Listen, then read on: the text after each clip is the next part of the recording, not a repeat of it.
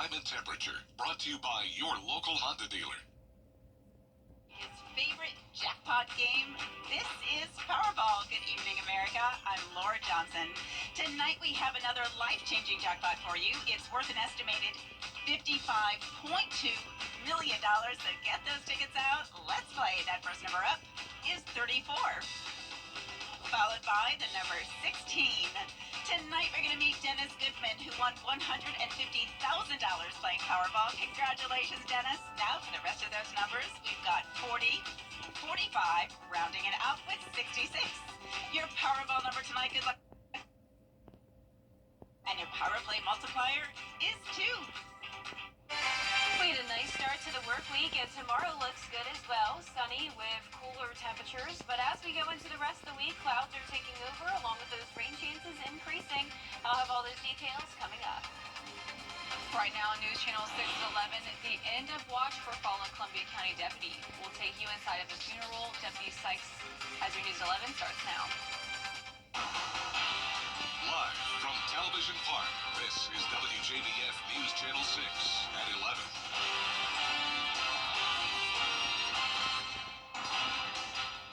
Good evening, everyone. I'm Isabella Moody. Thank you for joining us. Coverage you and Countdown begins with the funeral for slain Columbia County Deputy Brandon Sykes. Hundreds packed the Performing Arts Center to honor him, including Governor Brian Kemp. News Channel 6's Barkley Bishop has more.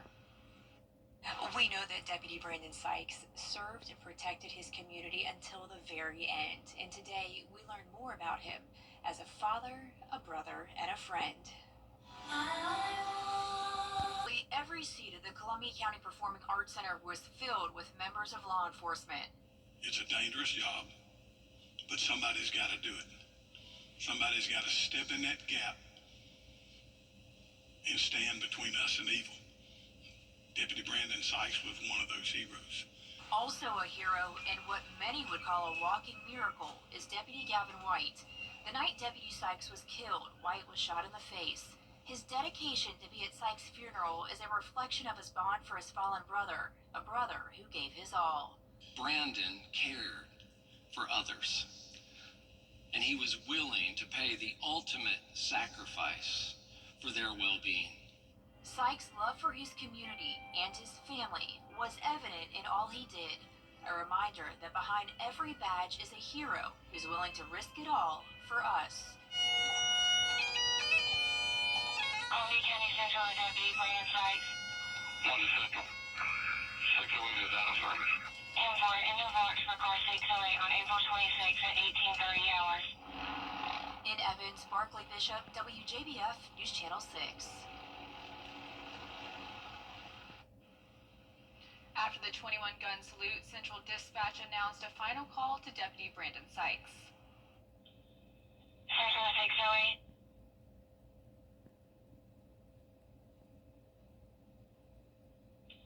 Central 608.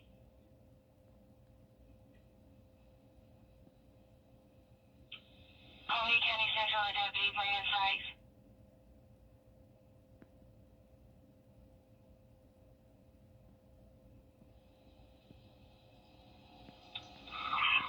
Monday Central. 601 is out of service. And for end of watch for car 608 on April 26 at 18:30 hours. Prior to the funeral, many from across the area lined the streets to pay their respects to Deputy Sykes. Hundreds lined Washington Road, showing out with American flags and holding signs as the funeral procession passed by. They joined several law enforcement agencies coming to Columbia County from around the CSRA and the Peach State. Some of them showing support for Deputy Sykes after they say he personally helped them while on duty. Deputy Sykes come all the way across town to help my daughter one time when she was in a situation with the dogs trying to attack her. And I mean, he was a wonderful person. I never met him myself, but I've just heard so many things. And cops they're just not appreciated. While some who showed up didn't know Deputy Sykes personally, they say his sacrifice and service to the community is something they'll always be grateful for. And right now on our satellite radar, we are under mostly clear skies. And as we zoom out here, you can see we're actually in an area of high pressure in between two areas of low pressure up to our Midwest and down to the Southwest over near Texas and Louisiana. We have some rain. That's part of the low pressure system that will be moving in our direction later on today. Around the CSRA, we're currently down to 56 already in Augusta. Definitely a chilly night. 60 still on Thompson and Evans, 62 in Louisville. Aiken, you're sitting at the 60-degree mark. 58 in Crawfordville, 64 in Waynesboro. Dew points were rather low today. We had this drier and cool air mass take over, and the winds were breezy up to around 25 miles per hour today for the gusts. But now those sustained winds are pretty much non-existent. Nice calm night. By tomorrow morning, we'll continue to see the calm winds, the clear skies, and the dry air, and all of that leads to radiational cooling, so the temperatures will be able to drop down all the way to around 50, if not some upper 40s, just like what we had this morning. So we started out our Monday at the 49-degree mark, very chilly for this time of the year. But notice we're still nice and warm in the afternoons. We're back to 83 tomorrow, down to 78 on Wednesday due to more cloud cover, along with those chances of rain going up as we head into the middle to end of this week. I'll have a look at your futurecast and your full 10-day forecast coming up shortly, but back to you, Isabella. Thank you, Jenna. A new plan could finally bring relief to one of North Augusta's most confusing intersections. The city plans a dual-lane roundabout to ease traffic and improve safety at the Georgia, Carolina, and Jackson Avenues intersection. The plan includes crosswalks, flashing signals, and stays mostly on city land. Angled parking will be replaced by parallel spots, cutting 22 spaces.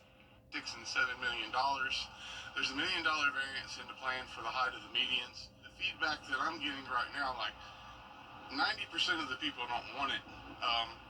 There have been a couple business owners and people that work down here that have made a good case for it. Public input is set for Monday, May 12th, before the City Council study session. It's informal, but they want to hear from you. Then comes a vote on the plan and a move to hire engineers. We are a step closer to finding out the future of the old Weed School property in Augusta's Sandhills neighborhood tonight. Community members talked and met about what's next. At Monday night's meeting, members of the Sandhills community agreed to convert the old Weed School into 40 affordable housing units. The new plan also calls for retail and community space, a change from the original plans that called for 44 senior apartment units. The neighborhood has been extremely clear that they wanted something in this neighborhood that spoke to the future, that preserved their history, but they wanted something nice. This meeting allowed the residents to speak amongst themselves before voting. This meeting, we opened up with questions, and we stepped out of the room to let the neighborhood have a conversation about what they wanted for their communities. Audrey Woods lives in Sandhills and went to Weed School. She is happy that something will be brought back to the area and is hopeful it will return to what it once was. I am very much pleased with what has taken place here tonight, and I'm looking forward to the project moving forward, and Sandhills began to smile again. A pastor from a church in the area is glad this project finally will be moving forward. I think it was a productive meeting. Moving forward, we've been kicking this can down the road for a long time. Now it's time to open up this can and see what's in it. So we're excited. We're glad that the meeting turned out the way it did. A lot of people in the community came. The full commission will vote on this decision on Tuesday at their meeting. Lawmakers are making headway on a bill that would make South Carolina school board meetings completely accessible to the public. The bipartisan bill would require all South Carolina public and charter schools to record their school board meetings and post the videos within 2 days of the event. Lawmakers say the bill should not include an added cost. As long as you have a camera on your cell phone, you should be good to go. In 2025, it's not a huge ask for school districts that are already live streaming, and it should be common sense.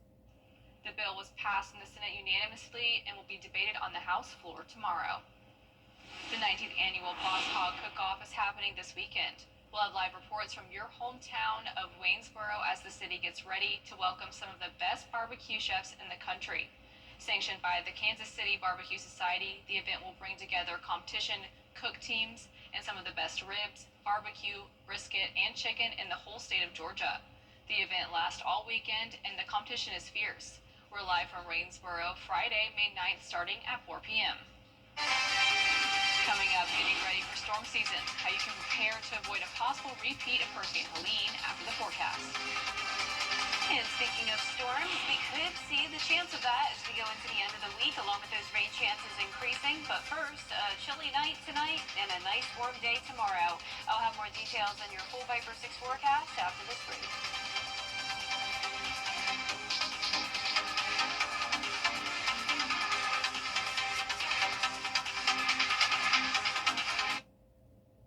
All right, so let's begin. All spring. The Live Viper 6 mobile app. Download it today. Now, your most accurate forecast with WJBF Live Viper 6. Welcome back. A special shout out to Meriwether Elementary School in Edgefield County. I went here last Friday as I wrap up my school visits for the year. I visited this awesome group of third grade students, and this was my 4th time at Meriwether over the past couple of years.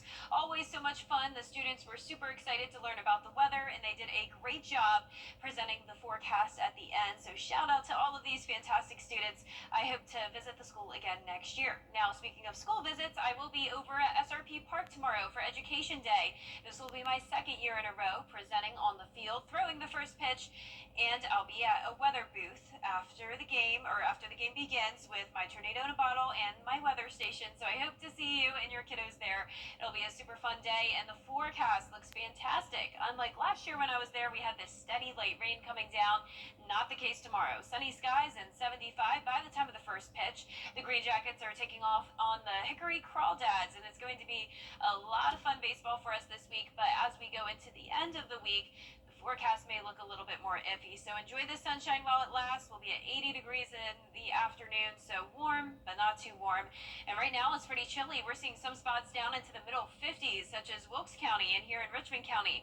A lot of us still in the low 60s, though, and you can see here on satellite and radar, we have clear skies all across Georgia and South Carolina. Low pressure up towards the northeast and another low pressure area across the desert southwest impacting Texas, New Mexico.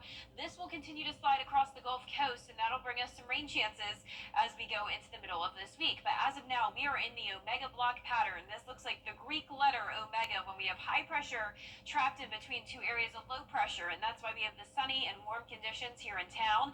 Now, it's still chilly in the mornings, but by the afternoon, we're climbing into those low to middle 80s. Rain chances are on the rise, though. On Wednesday, a 30% chance. Best chance of rain will be on Friday, and at that point, we could see some thunderstorms as well. Let's start out our future cast at 2 o'clock on Wednesday. Now, it's possible we could see some rain even earlier than this, but this latest model run is showing some of those showers develop in our southern counties first, and throughout the day on Wednesday, really not seeing much rain. I'm still keeping that chance, though, at 30%, because if you were watching us earlier, we were seeing a whole lot more rain than that. So this just goes to show these model runs are changing very frequently, but as of now, it's showing most of the rain coming in overnight into early Thursday morning. Throughout the day on Thursday, I am expecting the possibility of some heavier downpours and some weak thunderstorms, but no flooding concerns as of now. But most of this is expected to be light rain. But as we go into Friday, you can see we'll still have the chance of some rain as well, with the heavier downpours mostly along the coastline and to our south. But once again, things are still changing with this. We'll continue to fine-tune that forecast and keep you updated.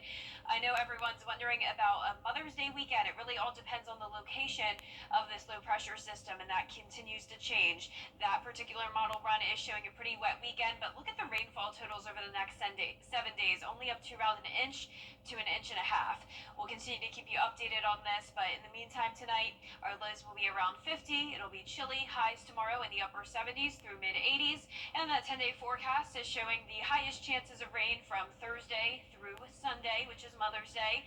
Temperatures going back and forth from the mid-70s through mid-80s, and then next week we warm back up even more to 86 next Thursday with drier conditions. So lots of rain in the forecast this week, but not a washout every day. Well, that's good. Looking forward to Mother's Day. Hopefully it's not too bad. Yes, I hope so. Thank you, Jenna. And speaking of storms, it's Hurricane Preparedness Week in Georgia, and agencies want you to plan and prepare before, during, and after a storm. They say have an evacuation plan for your family and double check what type of insurance you have, like flood insurance, which could take 30 days to go into effect.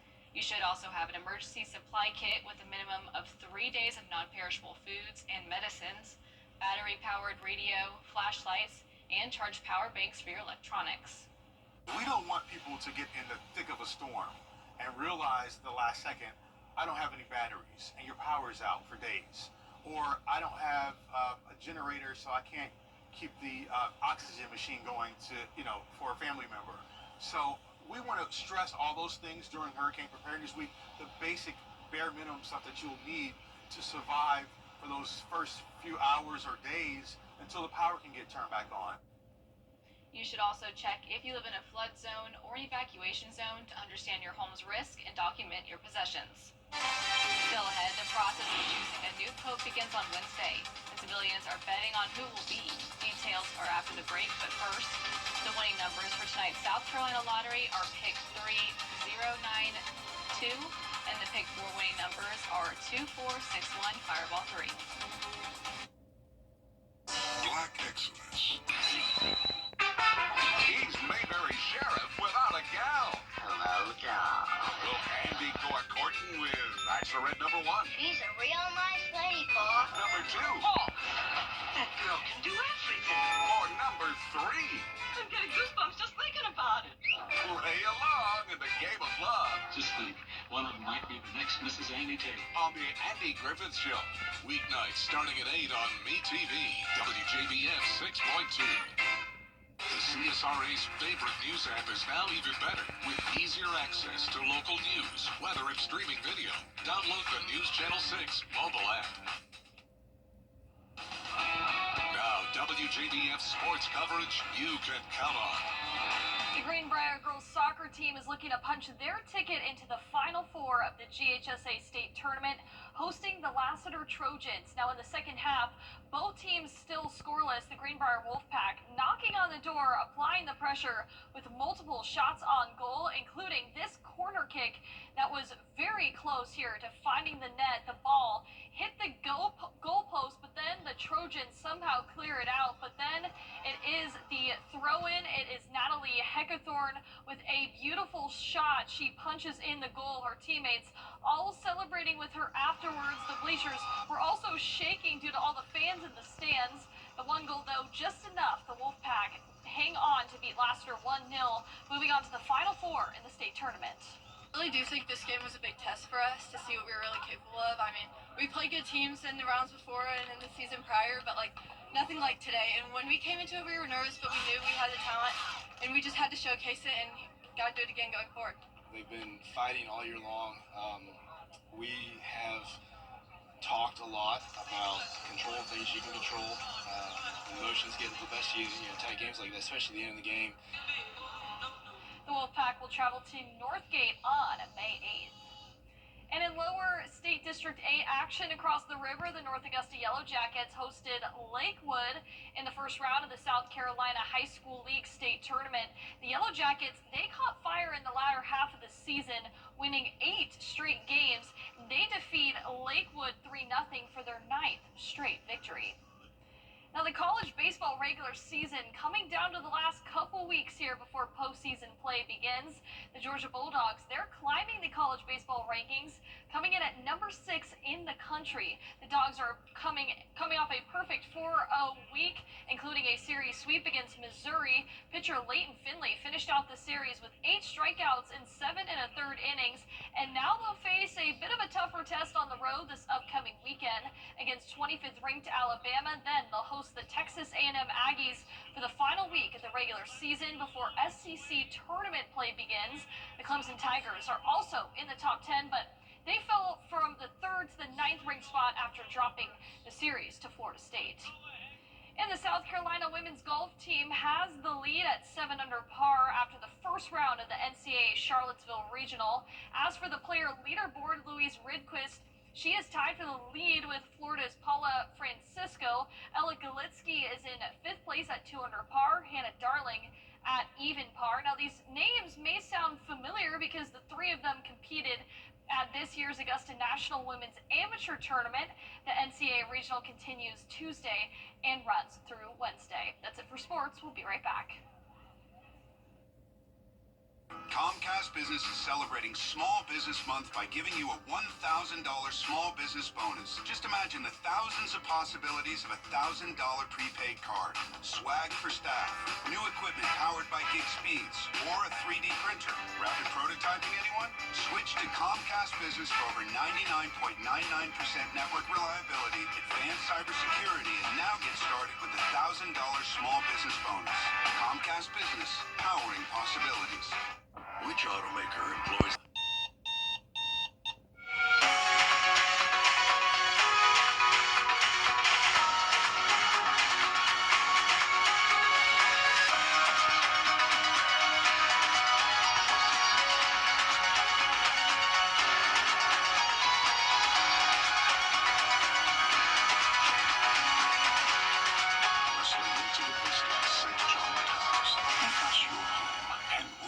your day, every day.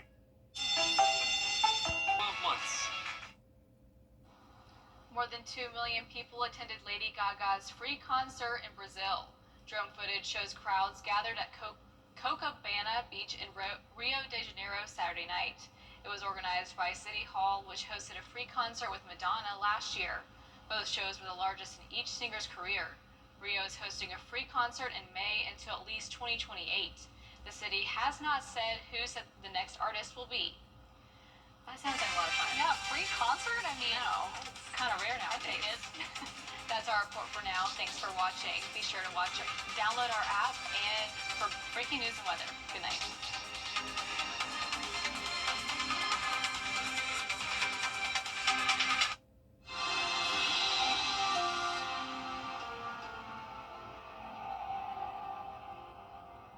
It's time for the $8.99 Great Haircut Sale at Great Clips. Your chance to get a great haircut at a limited time price. Save time when you check in on our app. But hurry, the sale ends soon.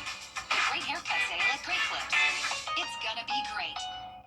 The CSRA.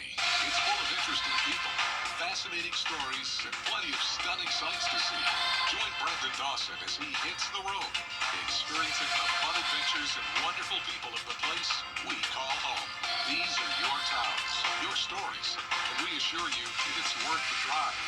No matter the mode of transportation, come along for the ride. Your hometown road trip, Wednesdays at 12:30 on WJBF News Channel 6. To get the weather, you need to see the whole picture. That's why Live Fiber 6 gives you the Skyview network. Get a live view of traffic and weather from all over the CSRA. Available online 24 hours a day at WJBF.com and the free Live Fiber 6 mobile app. The WJBF Live Fiber 6 Skyview network. Powered by Terry Lambert Hyundai. Low prices, big selection, and committed to quality customer service. Dentistry is one of the